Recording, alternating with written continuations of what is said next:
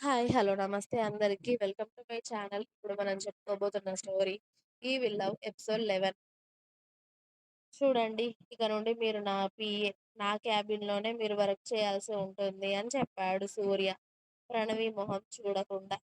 ఏంటి పీఏనా? పైగా క్యాబిన్‌లోనే వర్క్‌నా? దేవుడా! సూర్య, ఏం చేయాలి అనుకుంటున్నావు నన్ను? అనుకుంటూ ఉంది ప్రణవి తన మనసులో. హలో! చెప్పింది మీకే అర్థమైందా? అని అడిగాడు సీరియస్‌గా. ఆ! ఆ! అంటూ తడబడుతూ తల ఊపింది ప్రణవి. మీ వర్క్ ఏంటో నా ఎక్స్-పీఏ చెప్తాడు. ఈరోజు అతడి దగ్గర వర్క్ చేసి, రేపటి నుండి నా షెడ్యూల్ మీరే ప్రిపేర్ చేయండి అని చెప్తాడు సూర్య.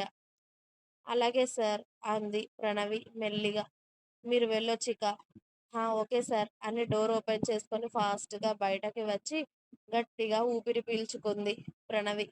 నేను ఎవరిని అయితే కలవకూడదు అనుకున్నానో ఆయన ముందే తీసుకొచ్చి పడేసింది ఈ నిత్య నన్ను. కానీ తన మీదే ఆధారపడి ఎన్ని రోజులుండాలి నేను? తనకంటూ ఒక లైఫ్ ఉంటుంది కదా! తను దాచుకున్న డబ్బులు అన్నీ నా కోసం ఖర్చు పెడితే రేపు తనకి ఎలా? కష్టమైనా సరే ఇప్పుడు ఈయన ఎదురుగా జాబ్ చేయాలి నేను. దేవుడా! కాస్త ధైర్యాన్నివ్వు నాకు ఇక్కడ పని చేసేందుకు. ఏది జరిగినా తట్టుకొని నిలబడేలా.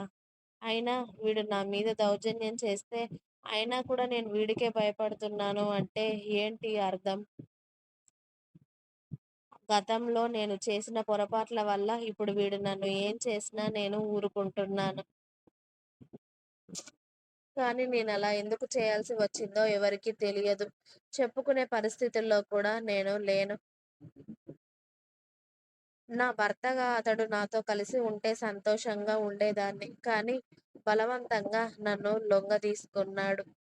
ఏ ఆడది ఈ విషయాన్ని మామూలుగా తీసుకోదు. కానీ నా బతుకేంటో ఇలా జరుగుతుంది. అన్నీ రివర్స్‌లో.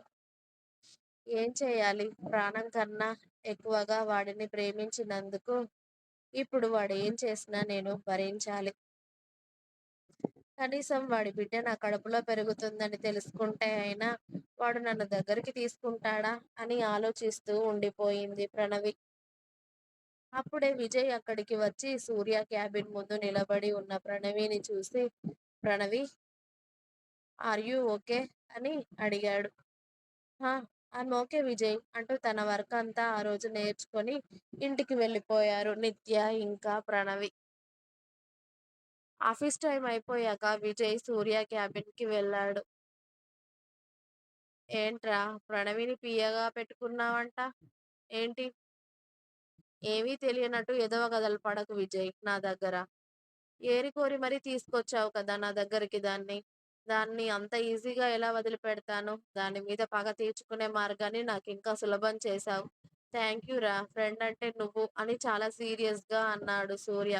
ఎర్రగా అయిన సూర్య కళ్ళనే చూస్తూ, వామ్మో! వీళ్ళిద్దరూ ఒక దగ్గర ఉంటే అయినా వాళ్ళ మనస్పర్ధలు వీడి ఒకటవుతారు అనుకుంటే ఇదేంటి రివర్స్ అయ్యేలా ఉంది కథ. ప్రణవి, నిత్య ఇక్కడికి వస్తేనే కదా వాళ్ళు కలుసుకునేది అని నేను నిత్యకి ఎక్కడా జాబ్ రాకుండా చేసి, ఇక్కడ వచ్చేలా చేస్తే వీడేంటి ఇప్పుడు ఇలా రివర్స్ అయ్యాడు అనుకుంటూ ఉన్నాడు విజయ్ అతడి మనసులో.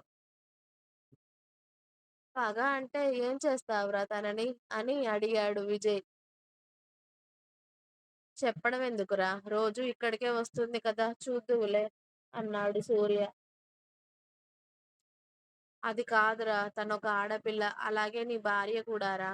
కాస్త ఆలోచించు. నువ్వు కో నీ కో నీ కోపం ఎటువంటిదో నాకన్నా బాగా ఎవరికీ తెలియదు. అలాంటిది కట్టుకున్న భార్యపై పగ, ప్రతీకారం లాంటివి అవసరమా? అని సూర్యని కన్విన్స్ చేయబోయాడు విజయ్. అనుభవించేది నేనురా! ఆ బాధ ఏంటో నాకే తెలుసు అన్నాడు సూర్య. కానీ తను ఏ పరిస్థితుల్లో చేసిందో మనకు తెలియదు కదా సూర్య! కాస్త ఆలోచించరా? అది ఏ పరిస్థితుల్లో చేసినా నాకు తీరని ద్రోహం చేసింది. దాన్ని ఊరికే అలా ఎలా వదిలిపెడతాను అనుకుంటున్నావురా? దానివల్ల మా కుటుంబం పరువు, తర్వాత ఏం జరిగిందో నువ్వు కూడా కళ్ళారా చూసావు కదా!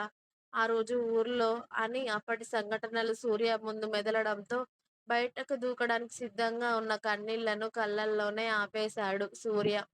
విజయ్‌కి కూడా అప్పటి సంఘటనలు అన్నీ కళ్ళ ముందు మెదిలి అతడి మనసు బాధతో మూలిగింది. ప్రణవి అలా ఎందుకు చేసిందో అని ఎవరు ఎన్నిసార్లు ఆమెను అడిగినా కూడా నోరు విప్పలేదు. ఆఖరికి వాళ్ళ అమ్మ వాళ్ళతో వెళ్ళిపోయింది సూర్యని వదిలి. ఆ తర్వాత సూర్య అనుభవించిన బాధ, వాళ్ళ కుటుంబం పడిన బాధ చాలా ఉంది. నిజంగా కుటుంబానికి అండగా ఉంటూ తన బాధని తనలోనే దిగమింగుకున్నాడు సూర్య అప్పుడు.